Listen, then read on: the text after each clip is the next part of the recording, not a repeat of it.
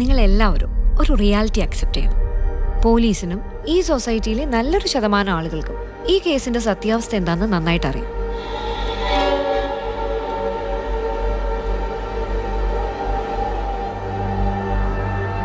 ഇയാളാളൊരു കില്ലാടിയാ. ചുമ്മാതാണോ പോലീസുകാർ പോലും ചൊല്ലു പറഞ്ഞത്? ജോർജോട്ടി തന്നെയല്ലേ പറഞ്ഞത്, പ്രശ്നങ്ങളൊക്കെ തീർന്നു, ഇനി പേടിക്കാനൊന്നുമില്ലെന്ന്.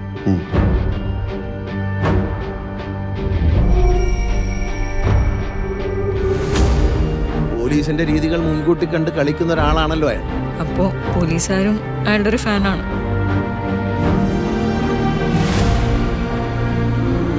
പിന്നെ ആ ജോർജ് കുട്ടി ആളൊരു കുറുക്കനാണ്.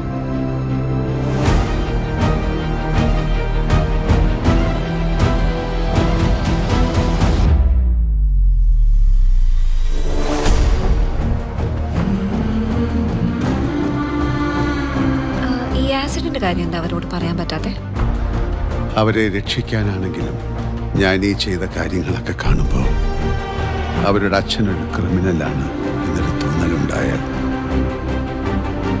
ഏയ്, അവരങ്ങനെയൊന്നും ചിന്തിക്കില്ല. ഞാൻ തന്നെ അങ്ങനെ ചിന്തിച്ചു തുടങ്ങി. പിന്നല്ലേ സർ, ഇപ്പോഴല്ല നമ്മുടെ പ്രസക്തി. മീഡിയ ഇൻവെസ്റ്റിഗേഷനിലൂടെ ജീവൻ വെച്ച് തെളിയിക്കപ്പെട്ട എന്തോരം കേസുകളുണ്ട് സർ. അവരാരാണെന്ന് മനസ്സിലാക്കാൻ എന്തെങ്കിലും സൂചന തരാൻ പറ്റുമോ? I want his full file on my desk as soon as possible.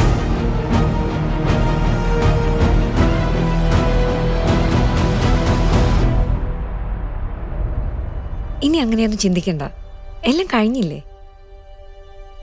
കഴിഞ്ഞോ?